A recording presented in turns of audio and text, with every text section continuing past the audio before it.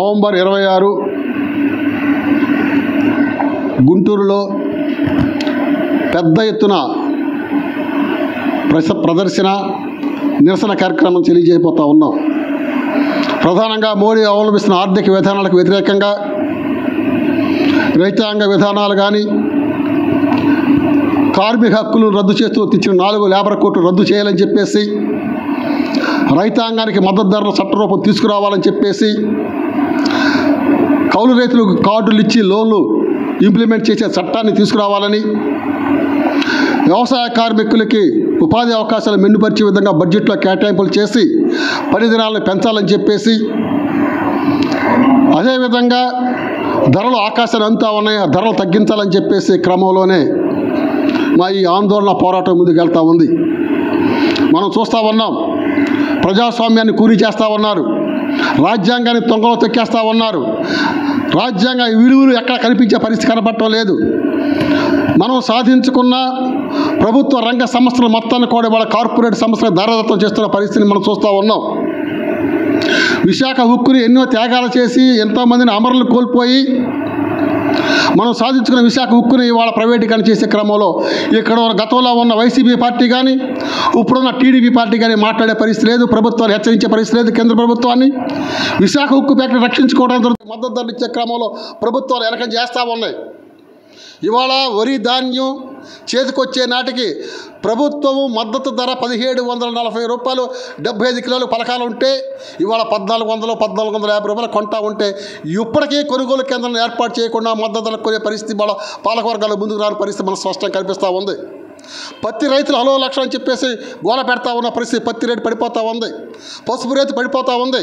అంటే పంటల రేట్లు ఎప్పుడైతే పడిపోతూ ఉన్నా రైతులకి మద్దతు ధరలు ప్రకటించే అంశంలో అనేటువంటి వాళ్ళ పాలకవర్గాలకు ముందుకు వచ్చే పరిస్థితి లేదు. అదేవిధంగా 4 లేబర్ కోడ్లని రద్దు చేసి కార్మిక హక్కులు రక్షించుకునే క్రమంలో మా ఈ పోరాటానికి ముందుకు తీసుకెళ్తా ఉన్న క్రమంలోనే నవంబర్ 26 జరిగే గుంటూరులో ప్రదర్శన సభను జయప్రదం చేయాలని చెప్పేసి మేము కోరుకుంటాము. ఈ నెల నవంబర్ 26 జరిగే గుంటూరులో రైతు సంఘాలు, కార్మిక సంఘాలు ఇవన్నీ జరిగే గుంటూరు కలెక్టర్ ఆఫీస్ దగ్గర ధర్నాకి విఫలం చేయాలని ఇక్కడ ఈరోజు సిపిఐ ఆఫీసులో రౌండ్ సమావేశం జరుగుతుంది.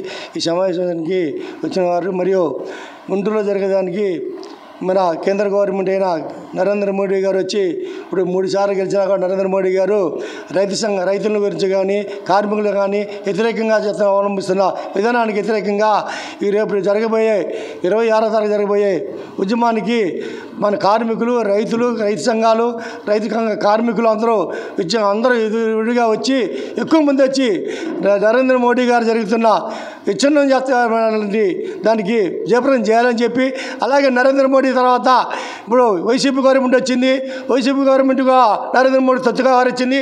అలాగే నేడు ఇప్పుడు వచ్చిన ఎన్డీఏ కూటమి వచ్చి కూటమి కూడా నరేంద్ర మోడీ చెప్పినట్టయితే కార్మికులు కానీ, రైతులకు కానీ ఎలాంటి ప్రయోజనం చేయకుండా అలాగే చెప్పారు.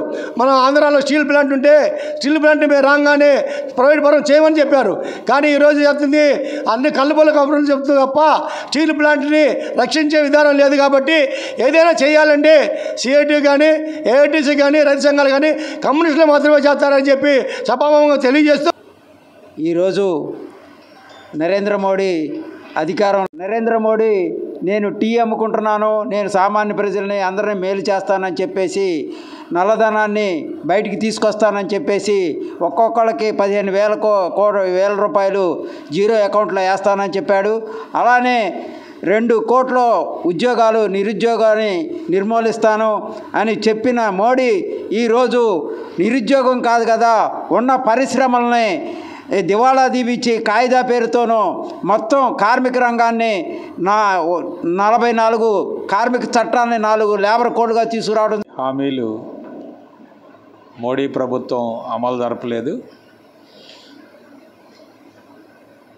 3 నల్ల చట్టాలు, విద్యుత్ బిల్లు వెనక్కి తీసుకుంటున్నామని చెప్పి పార్లమెంటు సాక్షిగా మోడీ ప్రకటించిన వాటి యొక్క సారాంశాన్ని ఈరోజు అమలు జరపడానికి పరోక్షంగా ప్రయత్నం చేస్తున్నటువంటి పరిస్థితులు ఏర్పడ్డాయి.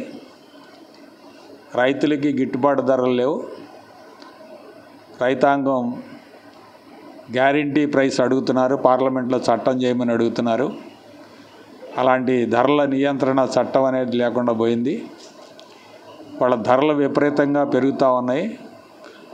ఒక ప్రక్కన పన్నులు ప్రజలు కడుతున్నారు, కానీ ప్రజల మీద భారాలు మరింత ఎక్కువ వేస్తున్నారు. మరొక ప్రక్కన కార్పొరేట్లకు అనుకూలమైనటువంటి విధానాలు తీసుకొస్తూ ఉన్నారు. రైతాంగానికి నష్టం చేసేటువంటి విధానాలు తీసుకొస్తున్నారు. ఇంకో ప్రక్క కార్మిక వర్గం, సుప్రీంకోర్టు, అంతర్జాతీయ న్యాయస్థానాలు కనీస వేతనం 26,000 భారతదేశంలో ఇవ్వాలని చెప్పినప్పటికీ ఈ రోజుకి కేంద్ర ప్రభుత్వం కానీ రాష్ట్ర ప్రభుత్వాలు కానీ ఆ దిశగా అడుగులు వేయట్లేదు. అసలు కార్మిక వర్గం గురించి మాట్లాడటమే మానేసినటువంటి ప్రభుత్వాలు ఏమైనా ఉన్నాయంటే అవి మోడీ ప్రభుత్వం, ఈ రాష్ట్రంలో మోడీ అనుకూలంగా అనుసరిస్తున్నటువంటి రాష్ట్ర ప్రభుత్వాలు. మన రాష్ట్రంలో కొత్తగా వచ్చినటువంటి కూటమి ప్రభుత్వం చాలా దారుణమైనటువంటి విధానాలు రూపకల్పన చేస్తుంది. నిన్న అసెంబ్లీ సమావేశాల్లో చాలా బాధాకరం, ప్రజలందరికీ ఇబ్బందికరమైనటువంటి విధానాన్ని తీసుకొచ్చారు. రోడ్లు ప్రైవేటీకరణ చేస్తామని ఎన్నికల్లో కనుక ఓట్లు అడిగితే ఒక్క ఓటు కూడా వేసి ఉండేవాళ్ళు కాదు. పైగా చంద్రబాబు నాయుడు గారు ప్రజల్ని బెదిరిస్తున్నాడు. మేము కనుక ప్రైవేటీకరణ చేయకపోతే మీరు గుంటల్లోనే బ్రతకాల్సి వస్తుందని చెప్తున్నారు.